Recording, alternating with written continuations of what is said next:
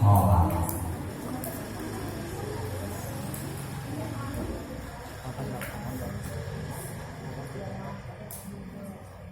Di dalam kitab Safinah ini yang ditulis oleh Syekh Al-Imam Salim bin Jamil Al-Hadrami dijelaskan bahwa faslun syurutus sholati samaniyatun, bahwasanya syarat sholat ada berapa? Ada berapa syarat sahnya sholat? Ada berapa syarat sahnya sholat? Ada berapa? Ada berapa?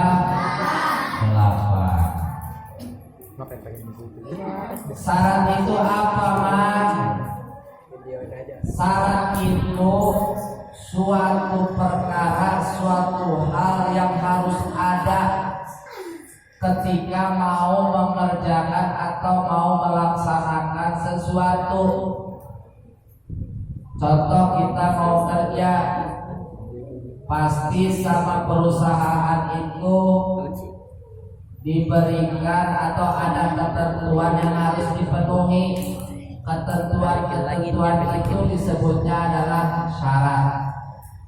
Jadi ketika mengajukan lamaran ke suatu perusahaan, pasti ada aturan, itulah disebutnya syarat. Contoh, orang yang melamar kerja itu harus ada KTP, harus ada KK, harus ada ijazah, harus ada SKCK, harus ada riwayat hidup dan lain sebagainya.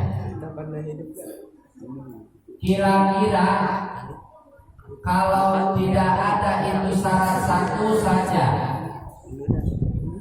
oleh perusahaan yang tempat kita melamar kerja, kira-kira diterima enggak? Misalkan ijazahnya enggak ada, diterima enggak? Atau KTP-nya enggak ada, diterima enggak? Itulah syarat. Sesuatu kebutuhan yang harus dipenuhi sebelum mengerjakan sesuatu. Ayo teruskan ngobrol, terus ngobrol aja, nggak usah nanya. Maksudnya suruh ngobrol. Itulah syarat. Contoh, orang mau melamar ke seorang pemuda, ke seorang gadis, pasti ada syaratnya. Kata gadisnya, kamu boleh lamar saya, yang penting bawa 2 buah, bawa emas segede gunung. Nah, bawa emas segede gunung, lain syaratnya. Nah, itu persyaratan yang harus dipenuhi. Maka kalau tidak dipenuhi syarat tersebut, maka ditolak. Begitupun sholat. Seperti kemarin, syaratnya wudu ada berapa? Syurutul wudu ada berapa? 10. Di antaranya apa saja? Syaratnya orang wudu: Islam, berakal, terus bersih dari haid dan nifas, terus bereaksi dari sesuatu dari yang menghalangi datangnya air di kulit. Itu diantaranya. Wudu pun ada syaratnya. Kalau tidak memenuhi syaratnya, maka tidak sah wudunya, tidak diterima, ditolak. Begitupun juga salat. Salat itu juga ditolak kalau tidak memenuhi syarat. Hati-hati. Makanya banyak orang salatnya tidak ngepek, tidak ada hasilnya, tidak ada bekasnya. Karena bekas salat itu mendatangkan kesolehan. Karena salat itu mendatangkan kesolehan. Sesuai janji Allah, inna sholata tanha 'anil fahsya'i wal munkar. Salat itu bisa mencegah dari perbuatan keji dan munkar. Jadi kalau masih kita melakukan perbuatan yang buruk, padahal suka sholat, sholatnya nggak diterima, tanda-tandanya. Tuh, masih aja melakukan perbuatan buruk, itu tanda sholat tidak diterima. Maka apa? Mungkin syaratnya tidak terpenuhi. Lalu apa saja syaratnya? Yang pertama adalah thaharatul hadas. dari dua hadas. Yang pertama harus apa? Suci dari hadas. Suci dari dua hadas. Itu yang pertama. Yang kedua, wa taharatu anin najasati bisawbi wal badani wal makani. Yang kedua itu harus suci dari najis, baik di dalam pakaian, di dalam badan, di tubuh, di badan ataupun tempatnya. Artinya harus suci dari najis pada pakaian, pada badan kitanya, serta tempat sholatnya. Yang kedua harus apa? Syaratnya sholat yang kedua apa? Suci dari najis, dari badan, pakaian, tempat. Pakaian dulu, pakaian, badan, tempat. Pakaian bersih sampai mandi, badannya nggak pernah dicuci, sangka salatnya.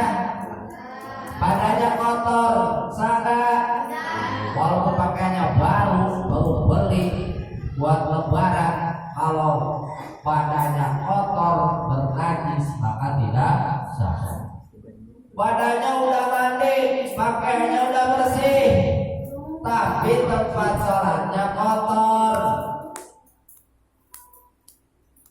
sangka. Jadi harus tiga-tiganya. Badan harus, pakaian harus bersih, badan harus bersih, harus suci, tempat sholat juga harus suci. Maka jaga kesucian. Hati-hati nih laki-laki, kalau kencing jangan suka sembarangan. Kalau kencingnya berdiri, kemana-mana udah tarik ke celana dalam orang kencing. Penting cebok, agak cebok lagi, najis. Makanya kenapa nggak soleh-soleh? Kencing masih sembarangan, mana-mana asal kencing. Penting KPK ngapurem kencingnya. Lah itu manusia kencingnya berdiri. Kalau sapi, kambing, domba itu tengkurap kencingnya, ada berdiri. Ya kan? Nah, perempuan berdiri, perempuan manusia berdiri. Tuh, hati-hati. Kalau terjadi ada najis setetes saja di celanamu akibat kencing sembarangan, akhirnya sholat tidak diterima. Pantesan nggak soleh-soleh, nyari ilmu juga susah. Jangan ada bandel, mulu bandel. Ilmu gak masuk-masuk, bawahnya bikin bercanda mulu. Bye-bye, hati-hati ya. Bisa jadi karena dalam pakaian kita ada najis saat sedang melaksanakan sholat. Tuh, hati-hati. Kalau lagi buang air kecil jangan sampai ya, baik laki dan perempuan. Jadi intinya syarat sahnya sholat yang kedua apa? Suci dari najis pada pakaian, badan, dan tempatnya. Yang ketiga, syarat sahnya sholat adalah satrul aurat. Apa satrul aurat? Menutup aurat. Mak, saya waktu sholat sendirian mati lampu mana? Kan nggak ada orang tuh mah. Saya sholat telanjang, bugil, salah pak. Salah. Enggak, walaupun sendirian, walaupun dulumatin, walaupun di tempat yang gelap, udah badannya gelap, padahal hitam ya, legap. Udah gitu di tempat yang gelap sholat, tetap aja kalau tidak menutup aurat tidak sah. Jadi tetap harus tutup aurat. Mang, saya nggak ada pakaian, mang, bagaimana untuk auratnya? Pakai daun, kayak orang Papua kali ya, pakai daun. Nggak ada daun juga, mang. Daun nggak ada, daunnya nggak itu? Misalkan nih karung benda-benda nggak ada nih ya, benda-benda karung kertas buat tutupin aurat nggak ada, bagaimana?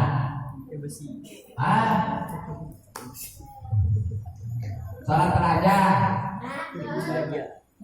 pakai lumpur, dibalutin badannya, tutupin semua sekujur tubuh pakai tanah. Kayak orang yang suka lewat ngamen tuh, entreng-entreng, yang apa itu? Manusia apa? Oh, manusia silver ya, yang bikin sekujur tubuh itu. Kalau itu pakai lumpur cuma buat cat. Kalau nggak ada lagi pakaian buat tutupin aurat, ya itu pakai lumpur, pakai semen ya, dijadiin patung, tepok, plok. Nah itu ya ketiga. Yang ketiga syaratnya salat apa? Menutup aurat. Yang keempat syaratnya salat adalah wastiqbalul kiblati, menghadap kiblat. Apa syarat-syaratnya salat yang keempat? Menghadap kiblat. Saya tidak tahu arah kiblat, lagi kesasar. Itu bagaimana, Mang? Sah tidak salatnya? Sah. Asal mengandalkan keyakinan bahwa kiblat itu sana, ya udah bisa.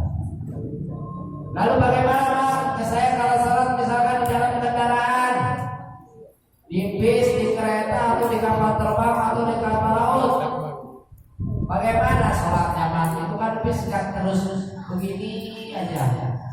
Bagaimana? Ketika di dalam perjalanan, di dalam kendaraan, salat kita asal ketika takbir bersama menghadap kiblat. Yang ini mobil ini, mana nih kiblatnya? Oh, ke sana. Ketika takbir Allahu Akbar, takbiratul ihram, takbir utama.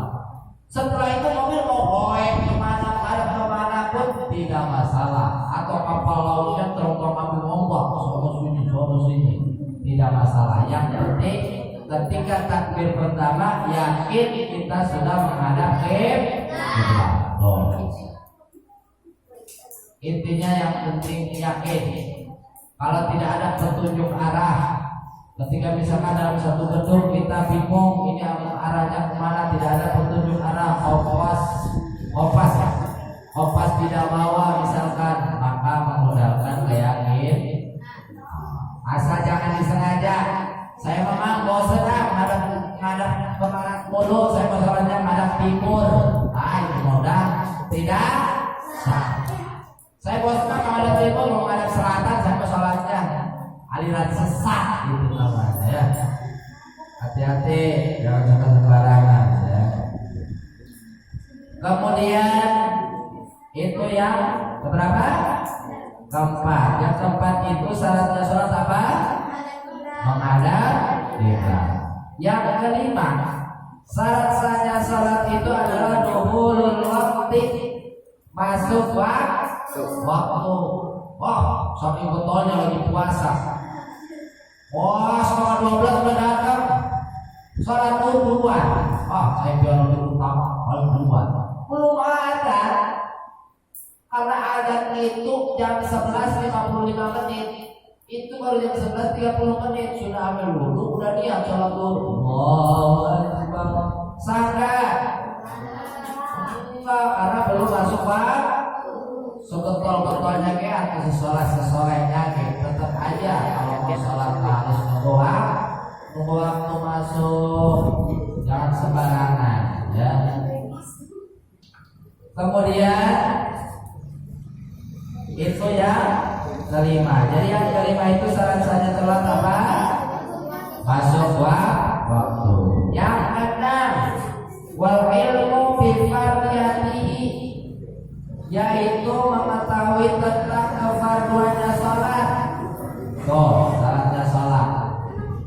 Fardunya salat apa saja nanti akan dijelaskan, yaitu rukun-rukunnya salat dari niat, takbiratul ihram, membaca Fatihah, rukuk, tumanina dalam rukuk, i'tidal, tumanina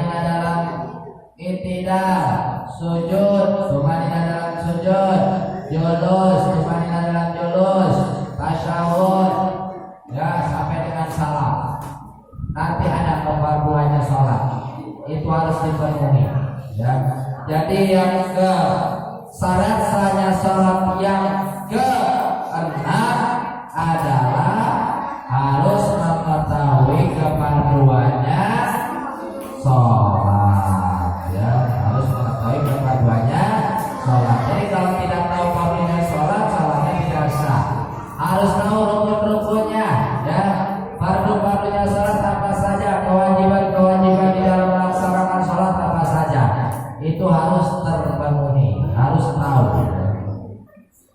Kemudian yang ke-7, wa alla ya'taqida fardhan min furudiha sunnatan. Tidak boleh mengiktikadkan satu fardu dari fardunya sholat dianggap sunnah. Contoh, nggak usah pakai takbiratul ihram, itu kan sunnah. Contoh lagi, membaca Fatihah itu wajib, rukun, tetapi dianggap sunnah. Nggak usah baca Fatihah juga nggak apa-apa, itu kan sunnah. Nah itu berarti ketika mengiktikadkan satu kefarduan dari fardunya sholat dianggap sunnah, maka itu tidak sah sholatnya. Contoh, ruku kan sunnah, atau sujud kan sunnah, padahal itu adalah wajib, padahal itu adalah fardu. Maka jika terjadi demikian, maka sholatnya tidak sah. Ketika seseorang mengiktikadkan satu fardu dari kefarduan sholat dijadikan sunnah, maka sholatnya tidak sah. Maka syarat sahnya sholat yang ke-7 adalah tidak boleh mengiktikadkan satu fardu dari kefarduan sholat dianggap sebagai sunnah. Kemudian yang terakhir, yang ke-8, syarat sahnya sholat adalah wajtinabul mubtilati, menjaga, menjauhi, memelihara dari segala hal yang membatalkan sholat. Itu syarat sholat. Apa saja yang membatalkan sholat nanti dibahas di pasal ke-depan. Sholat harus dijaga, harus menjauhi, harus menghindari apapun yang dapat membatalkan sholat. Itu harus dijaga, harus dipelihara dari hal-hal tersebut. Nanti pembahasannya tentang hal-hal yang membatalkan sholat adalah pada pasal berikutnya, pasal yang akan datang kita bahas. Jadi syaratnya sholat yang ke-8 adalah menjauhi dari hal-hal yang dapat membatalkan sholat. Jawab tanya, jawab bareng-bareng. Syaratnya sholat ada berapa? Ada berapa? Satu dari kedua hadas. Dua, suci dari najis. Di mana saja? Pakaian. Terus tadi suci dari najis di mana saja? Pakaian, badan, dan pakaian. Kemudian syarat sholat yang ketiga apa? Menutup aurat. Syarat sholat yang keempat, menghadap kiblat. Syarat sholat yang kelima, masuk waktu sholat. Syarat sholat yang keenam, mengetahui fardunya sholat. Yang ke-7, tidak mengiktikadkan fardunya menjadi sunnah. Yang ke-8, menjauhi sesuatu yang membatalkan sholat. Selanjutnya hadas. Ada berapa hadas? Ada dua. Yang pertama hadas apa? Hadas asghar, hadas kecil. Yang kedua hadas akbar. Hadas kecil itu apa? Ma'aujabal wudu, perkara yang mewajibkan wudu, itu disebutnya hadas kecil. Kalau hadas besar, ma'aujabal ghusla, yaitu perkara yang mewajibkan mandi junub. Kemarin yang mandi junub itu Mau Jabal Kusru, Mujibatul Gusti ada berapa? Hal yang mewajibkan mandi wajib ada berapa? Nah, satu, ilajul hasafati fil farji. Yang kedua, urujul mani. Yang ketiga, empat, lepas. Lima, wiladana mati. Mati sendiri. Mati sendiri aja. Karena mati sendiri ya, banyak mati.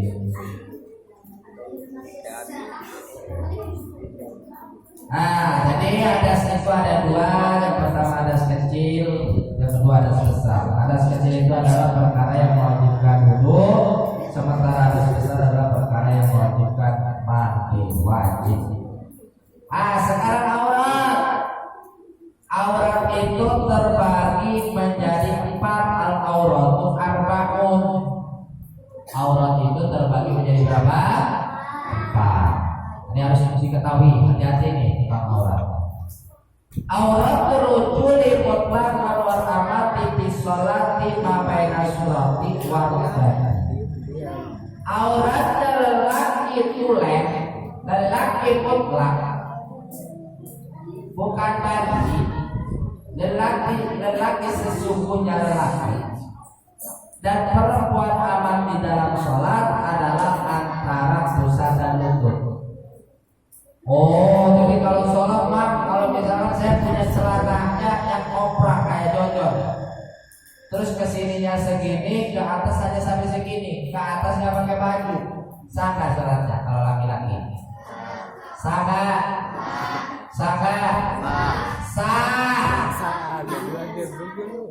Yang penting segini nih, dari sini ke sini ketutupin, walaupun nggak pakai baju, sah. Lihat kitabnya, ma baina surati waru bati, antara pusat dan lutut yang penting ditutupin. Jadi antara pusat nih, dari sini sampai sini, ini lutut, sini doang pakai kolor doang sholat, sah nggak? Sah. Kalau laki-laki, yang penting ketutupin dapur, lutut sama pusat ketutup. Wah, kalau begitu besok saya pakai kolor aja pasti baik sholatnya kalau sama. Ada kesopanan tata krama menghadap Allah. Itu mah kalau kepepet, misalkan kayak tadi nggak ada serekus pakaian, kata mama apa? Pakai lumpurnya masuk ujung tubuh, cukup antara pusat sampai lutut. Kalau laki-laki, kecuali perempuan dah. Kupak itu di lumpur. Tahu pak? Nyebur dulu di lumpur. Nyebur terus udah baru keluar dari lumpur. Ya. Nah itu alatnya lagi ketika sholat adalah antara pusat dan lutut. Yang kedua, auratnya perempuan di dalam sholat. Jadi perempuan kayak tadi kamu tidak akan membahas tentang amat-amat ya. Auratnya perempuan ketika sholat dari mubadaniha masih wal wajib ngapain. Auratnya perempuan ketika sholat adalah seluruh tubuh kecuali apa? Kecuali muka dan kedua telapak tangan. Itu yang boleh kelihatan kalau sholat. Ya. Kalau sholat yang boleh tampak itu hanya muka dan telapak tangan. Hati-hati. Kalau sujud kaki harus tertutup. Perempuan, hati-hati. Kalau lagi sujud itu kaki, jari-jari kaki harus tertutup oleh mukena. Karena itu adalah aurat. Ketika memakai mukena, hati-hati. Ada rambut ke jidat, karena itu juga aurat. Karena auratnya perempuan yang boleh terbuka ketika sholat adalah hanya muka dan kedua telapak. Selanjutnya, wa auratul rati wal amati indal ajanibi jami'ul badani. Kalau auratnya perempuan di sisi orang lain yang bukan mahram seluruh tubuh. Tuh, di sini seluruh tubuh. Berarti harus pakai apa? Pakai cadar kalian. Tapi tidak seperti itu. Ada pilihan. Tetapi makanya memang selalu minimal kalian itu menggunakan kerudung. Jangan berpakaian yang ketat-ketat, karena itu aurat. Pakai rok, ya. Memang titik, karena aurat, kita itu aurat. Tahu aurat nggak? Artinya aurat tahu? Nggak tahu artinya aurat? Aurat itu artinya sesuatu yang hina, yang kalau dipandang itu jelek. Sekarang kalian bercermin. Contoh misalkan perempuan ya, antara sedang pakai celana pendek, pakai kaos, terus berkaca, bercermin, rambutnya di depan, terus ngaca. Lebih cantik mana ketika sedang berkerudung, kemudian menggunakan pakaian panjang sampai ke bawah? Itu lebih cantik mana? Lebih pantas mana dipandangnya? Lebih pantas ketika saat menggunakan kerudung. Sekarang lagi bugil-bugilan, misalnya pakai kaos doang sampai celana segini. Contohnya misalnya si Mia contohnya. Terus malah lewat, pakai kaos doang, nggak pakai kerudung lagi. Terus lari-lari, beda kan kelihatannya kayak orang-orang kalau pakai kerudung ada wibawa, ada kehormatan, ada kepantesan. Si awak pakai kolor doang, udah badannya gede, pakai kolor doang, kolornya segini seksi, sepaha. Udah gitu pakai kaosnya lempong. Kalau pantas bisa, kalau sudah mana lihatnya gimana? Hati-hati ya, ini penting sekali bagi seseorang. Karena apa? Aurat itu sekali lagi adalah artinya sesuatu yang hina, sesuatu yang tidak pantas untuk dilihat. Maka biasakan kalau keluar rumah, kalau mau ketemu orang lain dan kelihatan orang lain yang bukan mahram, berpakaian yang menutup aurat. Pakai kerudung, pakai baju panjang, pakai rok, ya, jangan berpakaian yang ketat-ketat. Yang terakhir, aurat yang terakhir adalah mana lagi kitabnya beda sendiri lagi. Yang terakhir adalah wa inna ma'arimihi wa nisa'i ma baina surati wal fati. Nah, kecuali bagaimana Pak kalau saya kan di depan perempuan tadi orangnya ini harus buat perempuan nih. Karena kalau laki-laki mah tadi orangnya selesai hanya pusat sampai lutut. Itu khusus buat perempuan. Karena perempuan itu spesial dan istimewa, barang berharga. Jadi harus dijaga dengan sebaik-baiknya. Harus ditutupi dengan sebaik-baiknya. Dielak apa dipres. Tuh, karena perempuan itu barang berharga, makhluk paling istimewa di Allah itu perempuan. Maka harus dijaga dengan sebaik-baiknya. Kalau kalian ingin berharga sebagai perempuan, maka jaga diri dengan sebaik-baiknya dengan menutup aurat diantaranya salah satunya. Ini kalau di depan perempuan atau sesama mahram yang ada di rumah bebas. Lo mau koloran baik, mau butangan baik, kalau di rumah terserah. Yang penting auratnya antara pusar dan lutut. Tapi kalau sudah keluar rumah dan dilihat oleh umum, maka harus menutup aurat. Jaga, pelihara itu keistimewaan yang Allah beri untuk kalian. Ya, jaga, pelihara keistimewaan. Kalian itu makhluk paling spesial. Maka bagaimana supaya tetap spesial? Jaga diri, jaga aurat dengan sebaik-baiknya agar selalu terjaga, agar selalu terpelihara, agar selalu mahal harganya. Tidak boleh setiap mata memandang kecantikan tubuhmu. Tidak boleh setiap mata laki-laki yang tidak bertanggung jawab memandang pesona keindahanmu. Tutup dengan sebaik-baiknya, jaga dengan sebaik-baiknya. Jangan murah-murah harga. Apalagi sudah ngaji, sudah tahu ukurnya tentang aurat. Jaga, kita harus menjadi pribadi yang spesial, yang berharga, yang mempunyai harga diri, yang terhormat, yang mulia di dalam pandangan manusia, lebih-lebih di dalam pandangan Allah Subhanahu